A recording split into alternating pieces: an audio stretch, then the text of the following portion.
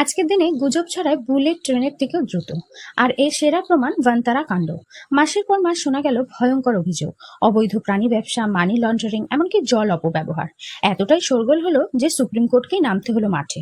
আদালত তৈরি করলো স্পেশাল ইনভেস্টিগেশন টিম, যেখানে একসাথে কাজ করেছে CBI, ED, customs, wildlife authority, এমনকি আন্তর্জাতিক সংস্থা সাইটসও। ফলাফল চমকে যাওয়ার মতো। এসআইটি বলেছে ভান্তারা একটাও আইন ভাঙেনি। ওয়াইল্ড লাইফ অ্যাক্ট, জু রুলস, ফেমা, পিএমএলএ সবকিছুতেই তারা ক্লিন চিট পেয়েছে।